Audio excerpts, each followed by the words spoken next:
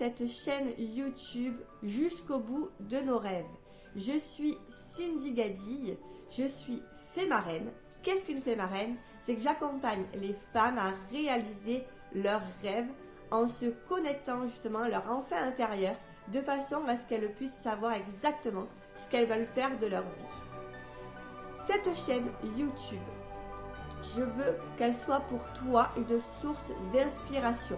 Je vais recevoir chaque fois des personnes inspirantes qui ont réalisé certains de leurs rêves et elles viennent ici nous expliquer, nous échanger justement tout leur parcours de façon à ce qu'on puisse également mettre en place certaines choses parce que je crois au tout est possible et donc c'est pourquoi j'ai voulu lancer cette chaîne pour t'aider à toi aussi passer à l'action et non plus arrêter de rêver mais alors vraiment vivre les rêves que tu as en tête.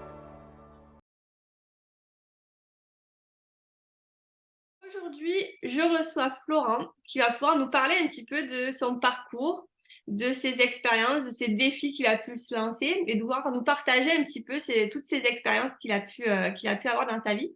Donc, merci Florent en tout cas d'avoir accepté mon invitation pour justement partager un petit peu ton expérience.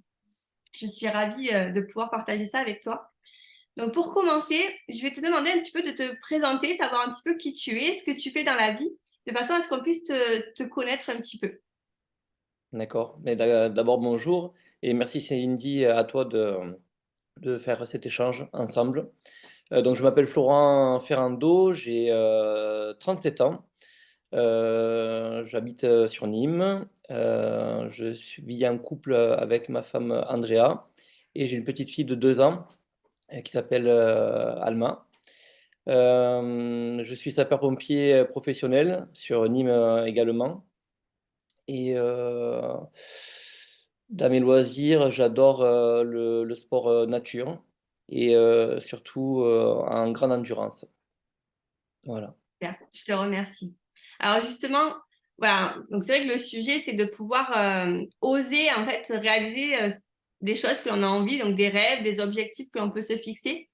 Je vais te demander, savoir un petit peu, quel a été le premier objectif que tu t'es fixé, que tu te rappelles en tout cas, qui a été marquant pour toi? Alors le premier objectif que je me suis fixé, c'était en 2015, courant 2015.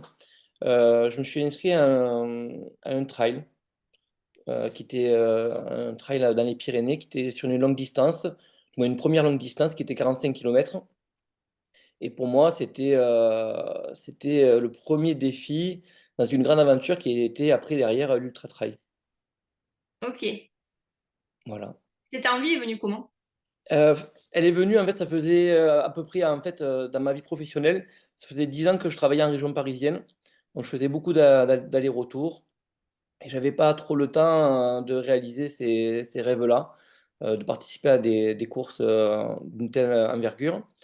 Et bon, j'étais tout le temps à remettre au lendemain, à dire: «Bon, ben, voilà, quand je reviendrai, dans le Gard, quand je reviendrai, auprès de mes proches, tout ça, j'aurai plus le temps et je le ferai». Et pendant 10 ans, en fait, beh, je l'ai pas fait.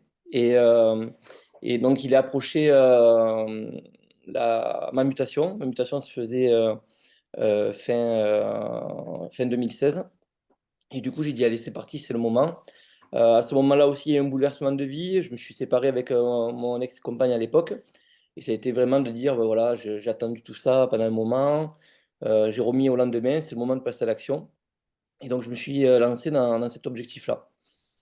Ok, super. Est-ce que tu penses que justement pour pouvoir des fois oser faire les choses, il faut justement qu'il y ait quelque chose dans notre vie qui nous fait réaliser que ben, on a trop attendu ou que ben, peut-être que demain ça sera trop tard et qu'il faut se mettre, il faut se lancer quoi. Ouais, je pense que toutes les personnes avec qui j'ai pu échanger, souvent c'est des déclics, effectivement. Donc c'est pour ça que c'est bien d'en parler pour, éviter d'arriver à des déclics, et prendre conscience déjà bien avant, qu'il y a un bouleversement dans sa vie pour faire ses rêves quoi, tout simplement. Tout à fait. Super. Et toi, donc, c'est par rapport donc, à la course. Qu'est-ce que ça t'apporte justement de te relever tous ces défis en fait que tu te lances? Mais déjà, j'ai toujours aimé la course à pied depuis mon adolescence jusqu'à mes débuts de vie d'adulte.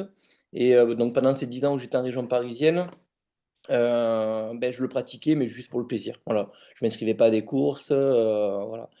Et derrière, c'est vrai qu'il y a eu l'avènement du trail, donc du sport nature qui est arrivé. Et je me disais, waouh, il y a des distances dingues. Comment une personne peut courir 100 km? Je me disais, c'était incroyable. Et je me disais, ouais, ça, un jour, il faut que je le fasse, c'est obligé. Je veux découvrir cette expérience-là, savoir si je peux le faire. Et en plus, dans des décors féeriques. Donc voilà. Ok, super. Et justement, quand tu réalises ce genre de défi, toi, comment tu te sens en fait après avoir réalisé ça? Euh,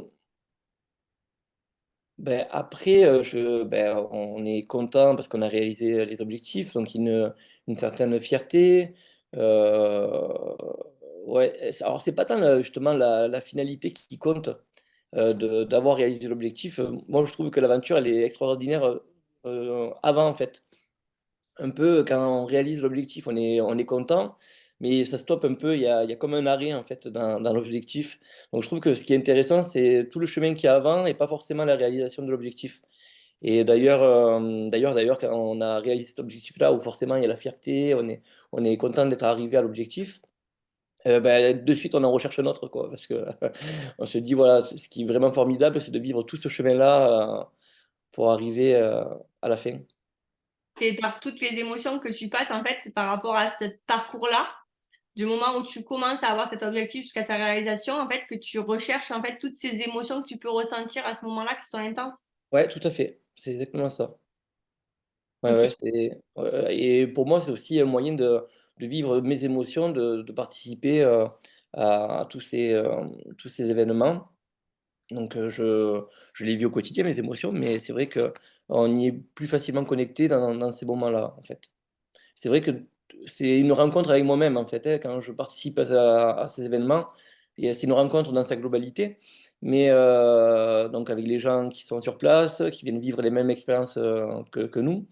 Euh, une rencontre avec des paysages fantastiques, mais c'est tout d'abord une rencontre avec soi-même, hein.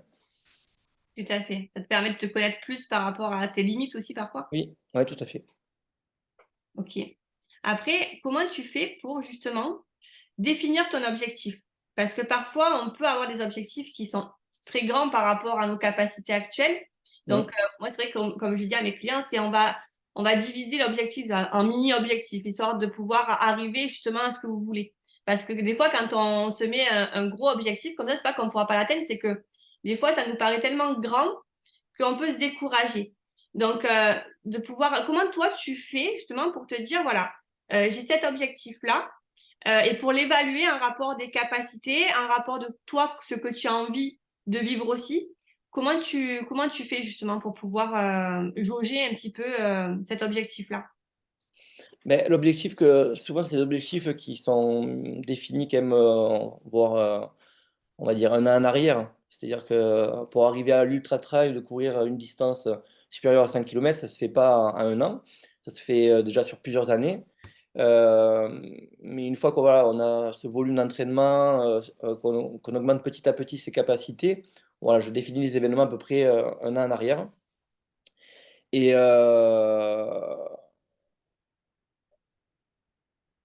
et en fait, je suis en train de réfléchir en même temps à d'autres choses qui me viennent à l'esprit. Mais voilà, il faut les définir petit à petit. Il faut pas voir trop grand d'entrée. Voilà, pour arriver moi à des distances supérieures à 5 km, voilà, j'ai commencé par un trail de 45. Avant ça, j'avais déjà un bagage en course à pied.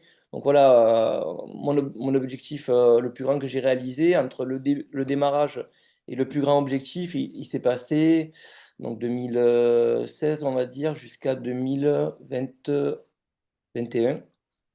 Donc il s'est passé 5 ans.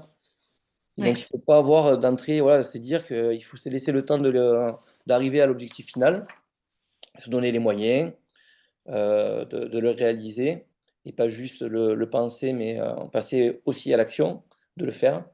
Voilà, mais ça se fait petit à petit. Il faut être patient, faire preuve de résilience. C'est très important, ouais. Comment justement toi tu fais preuve de résilience? Qu'est-ce que tu mets en place justement par rapport à ça pour Et pareil, je pense que c'est un entraînement. Euh, Là, si vraiment je transpose, j'aime bien transposer l'ultra trail avec la vie en fait. Pour moi, la vie, c'est un ultra trail qui s'arrête jamais. Forcément, on n'a pas envie que ça finisse. D'où l'importance que je dis que c'est le chemin qui est important parce que justement, un ultra trail, une fois qu'il est fini, ben voilà, c'est fini. Et on veut refaire un autre défi. Euh, et, euh, et la résilience, ça s'entraîne en fait. C'est-à-dire que on fait face à des obstacles, des contraintes, et ben, des fois on les surmonte euh, facilement ou moins facilement. Des fois on fait face à des obstacles vraiment durs, et ben, après on surmonte, on apprend, et la résilience, ça se fait petit à petit, quoi. Je pense pas qu'on est résilient, je pense que c'est quelque chose qu'on apprend comme toute autre chose.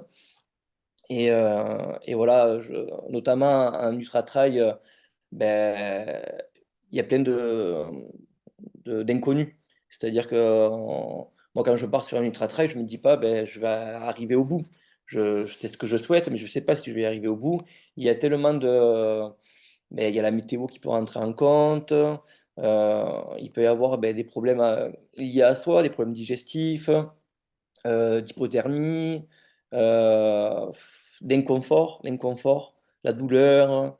Donc tout ça, en fait, ben, on apprend à être résilient. Donc petit à petit, dire ouais, ok, ça fait mal, mais on va arriver à le surmonter. Oui, ça, on va arriver à le surmonter. Et aussi, ce qui vient contrebalancer avec la résilience, mais c'est tout ce qui est positif, quoi, aussi. Dire ok, t'as mal, mais regarde ce que tu es en train de vivre. Et dans la balance, ben, forcément, il faut qu'il y ait plus de plaisir que, que de souffrance. Sinon, il y a pas d'intérêt de réaliser des objectifs comme ceci, quoi. tout à fait. Donc en fait toi en quelque part d'après ce que tu dis, ce que je comprends, c'est que ton processus c'est d'avoir déjà cet esprit positif, de Mm. malgré en fait les obstacles que tu peux rencontrer, que ce soit dans la vie ou dans la course, de se dire voilà, de focaliser plus sur le positif que sur ce que tu es en train de vivre qui est difficile. Oui.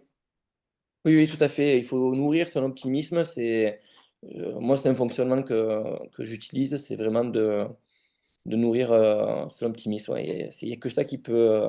Bon, il n'y a pas que ça, mais ça fait partie des éléments qui permettent de dire, allez, continue, avance, tout va bien, n'aie crainte.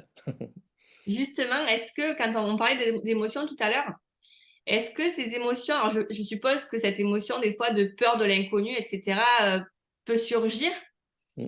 Euh, Comment tu fais justement pour que cette peur, plutôt qu'elle te bloque, que tu l'amènes un petit peu avec toi, quoi, de dire, ah, yep, là, je t'ai entendu, mais je t'embarque avec moi, on le fait quand même. Ouais. Ben alors justement, quand je m'inscris, donc je disais, je m'inscris à distance de l'événement, de l'objectif. Et moi, je dis souvent que le plus dur, il y a trois étapes. C'est de s'inscrire à la course et de dire, ça y est, là, je vais le faire. Donc, c'est prendre la souris, cliquer, régler sa course. Et là, voilà, déjà, c'est concret, quoi. Dire, ça y est, là, je suis inscrit, je sais dans quoi je m'engage. Donc, ça, c'est la première étape. Et la deuxième étape, ben, c'est tout ce qu'on va mettre en place pour la préparation, donc l'entraînement, pour arriver à l'objectif. Et après, au final, mais ce qui est le plus facile, c'est de faire l'objectif. Je le vois comme ça, tout ce qui est difficile, c'est un peu, alors pas difficile, mais qui met le plus de travail, c'est ce qui est avant, en fait. Et les peurs viennent chez moi, en tout cas, justement, pendant la première et la deuxième étape, quoi. Euh, pour donner des exemples concrets, ben, donc, je m'inscris à une course de 170 km. Je me dis, ouais, 70 km, tout ce qui peut se passer, voilà, il peut se passer tellement de choses. Est-ce que je suis capable de le faire? Est-ce que j'ai pas vu trop gros? Voilà, il y a toutes ces peurs-là et qui viennent, voilà, qui viennent travailler ben, justement l'esprit et le corps. Donc derrière, ben, on se rassure avec les entraînements, ce que l'on met en place pour éviter ça. Et en fait, on digère un peu. Et je trouve que toutes ces peurs, elles sont digérées. Donc derrière arrive justement l'optimisme qui arrive et qui dit, bon, ben, ok, 170 km, mais Tu as des ravitaux, donc souvent c'est entre 10 et 20 km sur des courses comme ça. Donc tu dis, ben, en fait, non, tu vas pas vivre 170 km, tu vas vivre à chaque fois une aventure différente. Donc, ben, par exemple, la première étape, c'est le ravito qui a 15 bornes. Donc tu pars, tu arrives à 15 bornes, voilà, tu as vécu une première étape. Donc derrière, après, tu regardes, on a le tracé, et on dit, bon, ben, allez, je suis reparti pour une course de 10 km. Et ainsi de suite, et ainsi de suite. Et après, on se rend compte que ben, on arrive à la fin et que c'est fini. Donc c'est comme ça que je mets en place ma stratégie pour justement euh, di- essayer de faire disparaître ces peurs. Ça se fait à distance de l'événement. Et souvent, hein, lors de l'événement, voilà, je mets des objectifs plus petits pour atteindre le final. C'est ça, de fractionner en fait les Ouais, tout à fait. C'est simple, objectifs. hein. Si sur un ultra trail, le jour du départ, je suis sur la ligne de départ, il lance le départ, je me dis je pars pour 170 km. Et je pense que c'est la même chose pour tout le monde, hein. Je pense qu'on ne partirait pas, tout simplement. On ne part pas pour 170 km. On veut atteindre cet objectif-là, mais on veut vivre plein d'aventures et plein de courses dans la globalité. Justement, est-ce que tu as eu un moment dans tous les défis que tu as pu te lancer qui a été plus difficile que les autres? Hum, Ce qui peut être le plus difficile, c'est quand il y a ça m'est arrivé sur une ou deux courses, notamment la plus grande, c'est d'être blessé. C'est-à-dire qu'il arrive un événement ben, pas prévu, hein, forcément dans sa préparation. On est blessé et donc ça vient remettre des doutes, pour le coup, ben, des craintes, des peurs. euh, Là, pour le coup, proche de l'événement. Donc voilà, il faut mettre dans la balance les bénéfices-risques et des fois, ben, il ne faut pas hésiter à dire, bon, ben, là, je pars pas. Là, ça va pas être possible. Il y a pas tout ce qui est réuni. Donc là, Euh, voilà, des fois, il faut savoir dire, bon, ben voilà, l'objectif, là, je peux pas le réaliser, il est arrivé un imprévu, c'est pas grave, je vais en prévoir d'autres et je le referai l'année prochaine. Ou sinon, se dire, ok, j'ai une blessure, est-ce que je vais pouvoir le surmonter néanmoins, et là, dire, je pars, forcément, on le vit avec des craintes, mais c'est aussi une expérience, hein, ça apprend encore une fois de plus dans la résilience, de dire, ok, je pars. Affaibli, mais je vais essayer de, pareil, étape par étape, faire le point.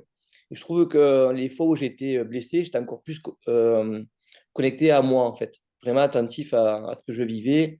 Mais c'était des expériences quand même qui étaient enrichissantes. Super, effectivement. Et tu parles de connexion à soi-même. Mm. Euh, alors moi, c'est vrai que je pense que c'est quelque chose qui est hyper important en fait, de pouvoir déjà écouter un petit peu ses ressentis, etc., que ce soit autant les émotions, que ce soit au niveau des sensations qu'on peut avoir dans le corps, Mm. ou parfois des idées qu'on peut avoir qu'on on pense complètement folles et qu'on n'a pas forcément, et qu'après on a le conscient qui arrive un petit peu pour nous dire non, non, là, attends, là, tu vois un peu trop grand. Mais justement, comment toi tu fais dans le quotidien pour pouvoir écouter en fait un petit peu tes idées, un petit peu écouter ben, ce que tu ressens à l'intérieur de toi? Est-ce que, parce que c'est vrai qu'il y a des personnes qui sont très déconnectées un petit peu de ça, qui ont plus tendance à se connecter sur ce qui se passe autour, sur ce qu'ils peuvent entendre, par rapport aussi à l'entourage, parce que bon, effectivement, des fois on peut avoir des idées et puis l'entourage ben, peut venir aussi apporter leurs idées qui nous découragent après dans cette idée-là et qu'on laisse tomber. Toi, justement, est-ce que déjà dans ton entourage, est-ce que tu as des personnes qui t'ont dit, oh là là, c'est quand même hyper compliqué et ou est-ce que pas du tout, tu as eu que des personnes qui t'ont encouragé?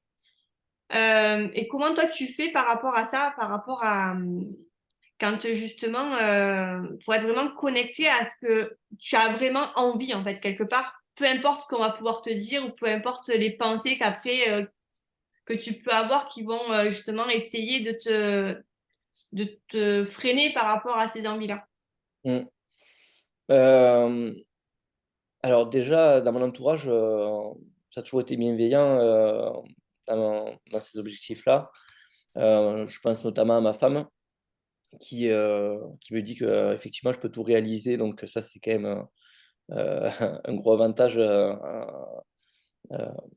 pour vivre ça. Après, c'est sûr que ça engendre toujours des peurs, hein, quand on part sur des gros événements. Voilà, il y a le risque de se blesser gravement. Donc ça, c'est des peurs qu'il peut y avoir dans mon entourage.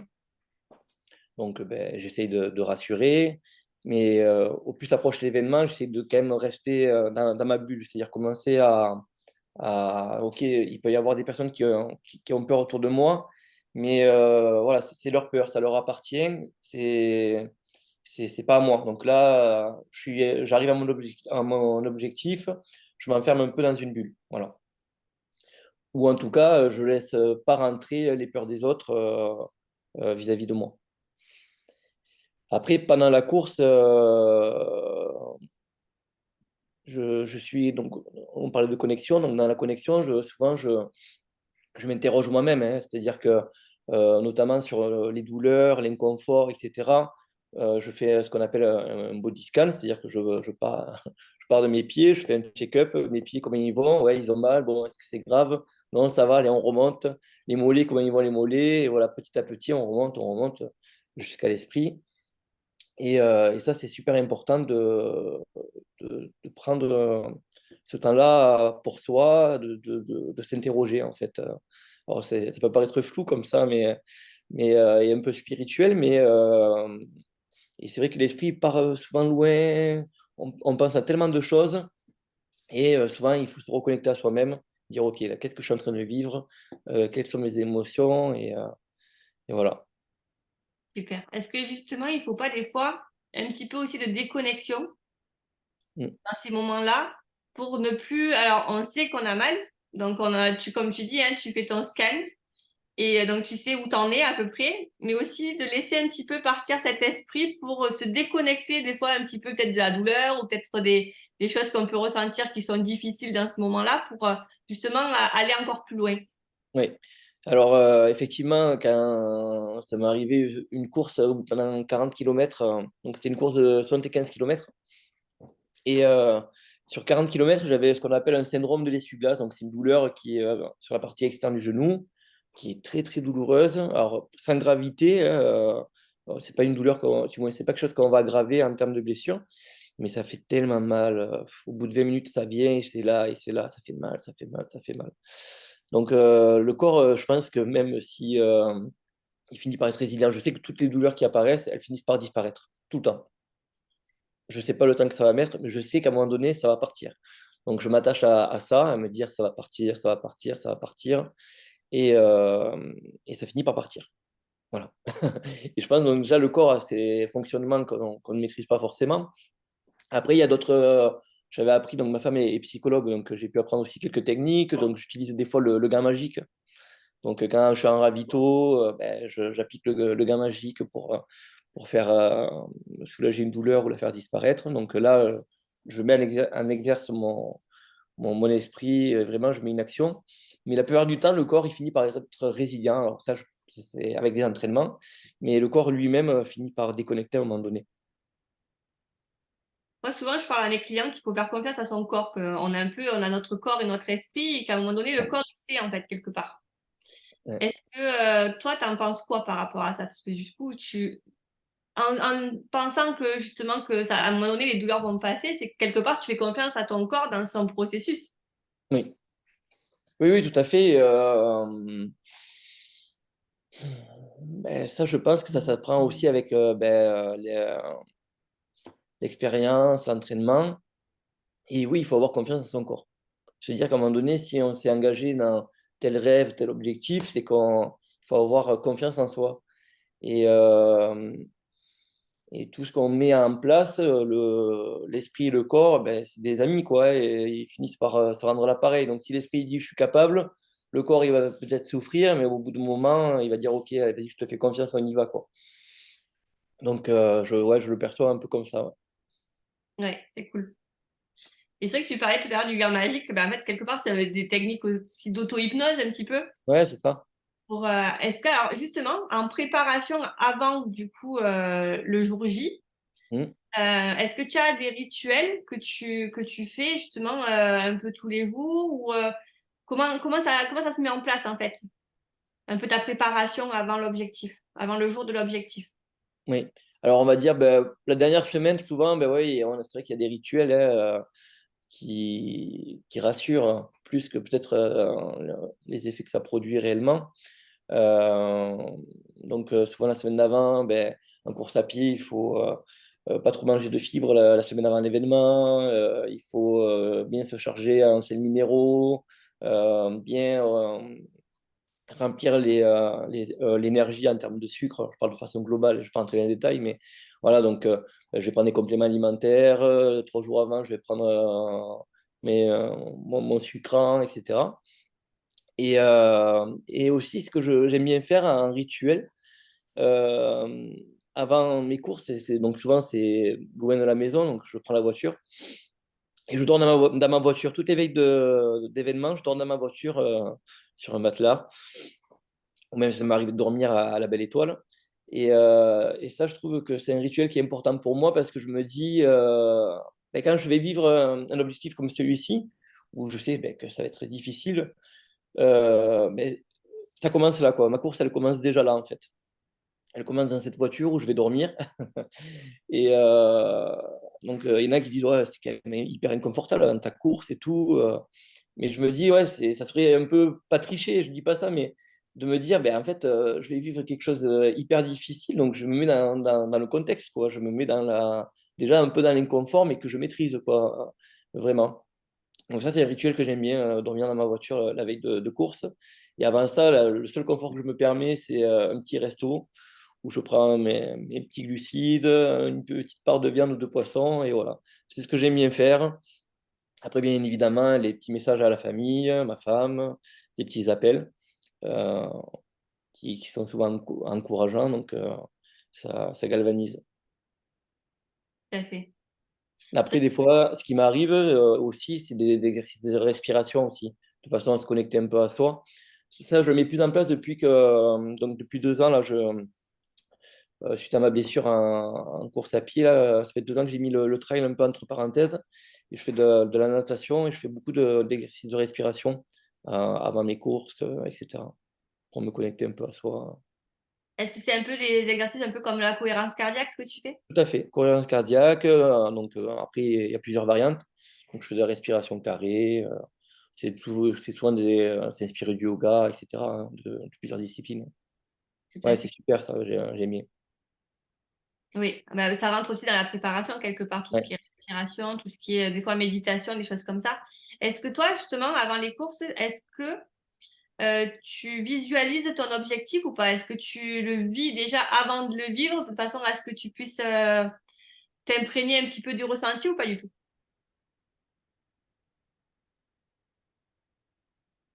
Alors, je vais pas dire pas du tout, mais effectivement, on va se l'imaginer par rapport à ce qu'on a déjà vécu avant.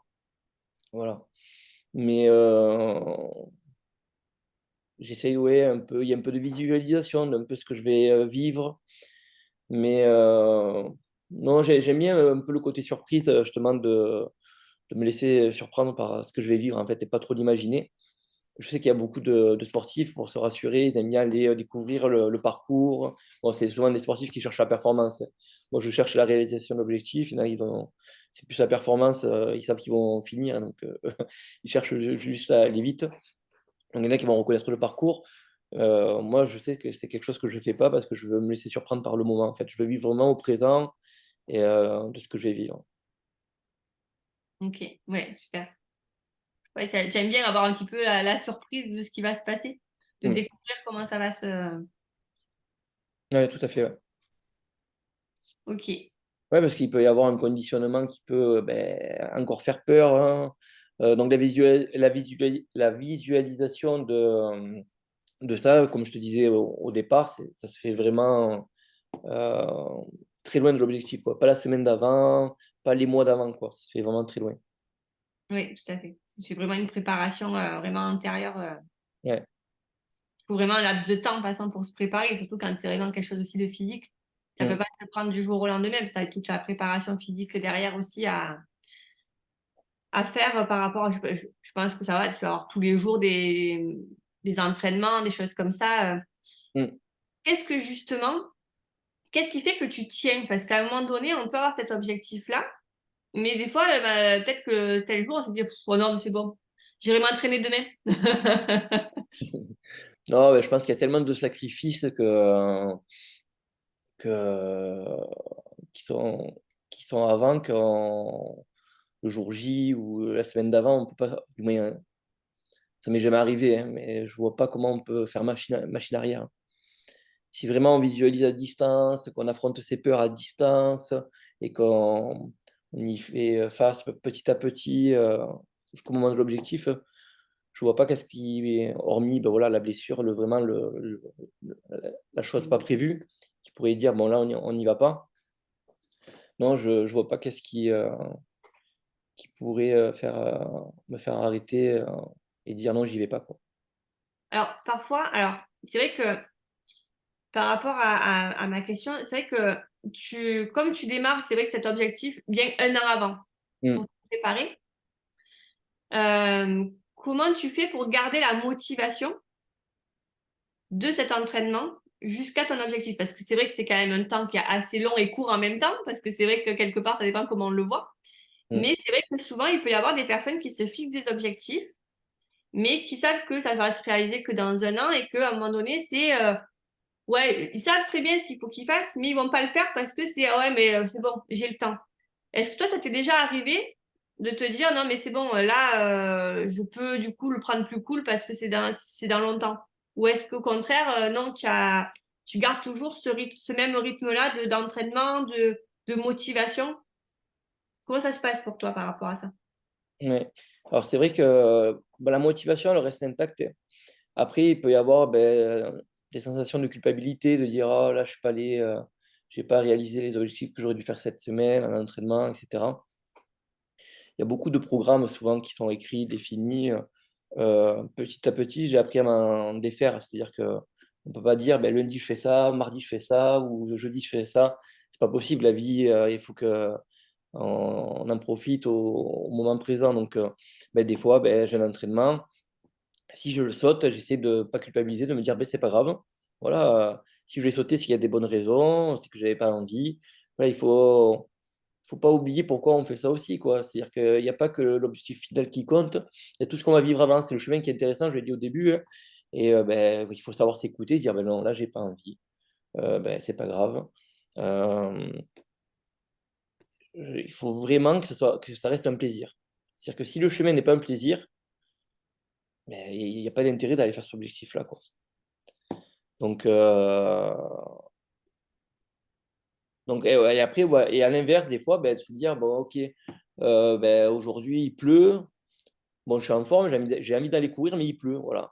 Et là, des fois, se dire à l'inverse, eh ben, dire, ok, ben, c'est pas la pluie qui va arrêter, quoi. Quand tu vas courir sur un ultra-trail, tu vas avoir peut-être de la pluie pendant 24 heures, etc. Donc, voilà, il faut y aller. Donc, des fois, de ne pas se trouver aussi des excuses, de dire, ben, j'y vais pas. Il faut savoir pourquoi je veux pas y aller. Si c'est peu important, ben, voilà, on se motive, on enclenche les leviers de motivation, là, dire, allez, c'est pas grave, c'est juste de la pluie, on y va.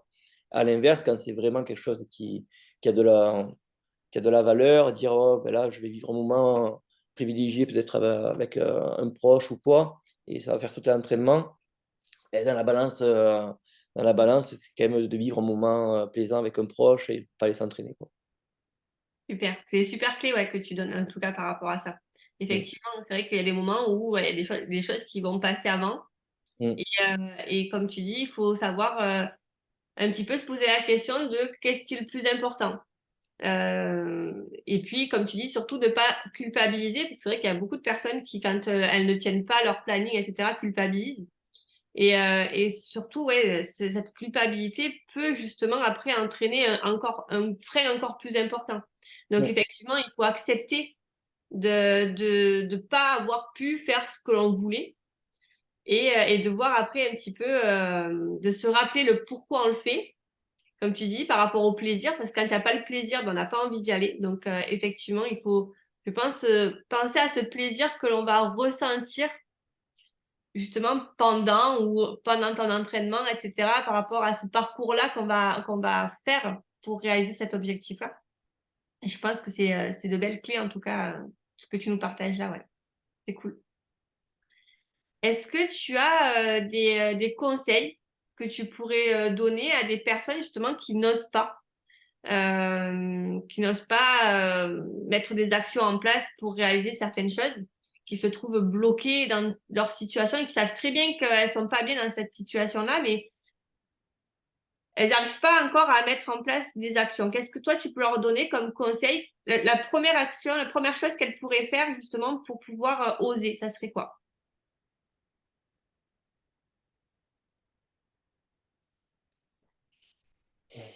Bah, déjà, moi, je dirais déjà de croire en soi, de croire en ses capacités. Ça, c'est super important. J'aime bien dire qu'on est son meilleur ami, en fait. Il faut être bien bienveillant avec soi-même, comme on pourrait l'être avec un proche. C'est-à-dire que si on peut pas, si on ne l'est pas déjà avec soi, c'est difficile. Euh, voilà, comme on pourrait être bienveillant avec un proche, il faut l'être avec soi-même. Ça, c'est super important. Il faut se respecter. C'est des valeurs qui sont quand même propres à soi. Et voilà, et se dire, ben, allez, c'est le moment de ne pas repousser au lendemain. Se dire que c'est. On n'a rien à perdre, quoi. On n'a rien à perdre. On n'a rien à perdre. C'est-à-dire que tant pis, ben, j'y vais. Bon, ok, j'y suis pas arrivé, mais c'est pas grave. Encore une fois, c'est le chemin qui est important. C'est pas la réalisation de l'objectif. On peut pas regretter. Et en plus, on apprend de soi. Chaque fois, chaque étape, on apprend. Et un objectif peut amener un nouvel objectif, encore un nouvel objectif qu'on n'avait pas vu ou défini, etc. Et il faut pas le voir comme une fin en soi, quoi. Il faut, voilà, il faut vraiment croire en soi et pas repousser au lendemain. Voilà, mon conseil serait ça, de croire en soi et de ne pas repousser à demain. Super. Quel est ton prochain objectif, toi? Ben, donc du coup, ça fait 2 ans. Alors, alors bon, il y a eu un bouleversement de vie aussi quand j'ai réalisé donc c'était l'UTMB, donc c'était en août 2022, c'est ça. On est quoi? On est en 2023, donc 2021, ou 2021. Quelques mois après, j'ai ma fille qui est née. Donc, j'étais blessé, ma fille est née. Donc, bon, voilà, on a pris du temps pour soi, pour sa famille. Donc, c'est ce que je disais aussi, c'est que du coup, ça m'a amené à d'autres objectifs, d'autres rêves que bon, j'avais dans un coin de tête. J'ai plein de rêves sportifs, j'en ai plein, plein, plein, plein. Je me laisse le temps de les réaliser petit à petit et je me laisse les occasions qui viennent pour les réaliser, quoi, en fait. C'est-à-dire que, bah, ok, ça change, bah, ce petit rêve que j'avais en coin de tête, c'est le moment de le réaliser. C'est-à-dire ne pas définir forcément quand je vais le faire, mais quel est le moment le plus propice pour le faire. Et donc, du coup, je me suis mis dans la natation qui est moins chronophage qu'un entraînement pour faire un ultra-trail. Alors, bien sûr, je ne le fais pas sur des distances. Pareil, j'aime l'endurance, donc je fais des courses. Voilà, la dernière que j'ai faite, c'était un 10 km. Donc, voilà, je recherche encore le dépassement de soi dans ces nouvelles expériences. Et donc, ça fait 2 ans que je suis dans la natation à fond. Et là, je pense que je vais, nouvel objectif, je pense que je vais redémarrer la course à pied petit à petit et peut-être associer les deux cette année ou l'année prochaine. Il y a une discipline qui s'appelle le swim run, c'est courir et nager. Donc, je me dis pourquoi pas. Voilà. Ou peut-être encore dans la natation, faire aussi un autre objectif en natation seulement, sur une distance encore plus longue. Voilà, mon cœur balance, j'y réfléchis en ce moment. Je vais voir parce que j'ai envie de vivre. Super.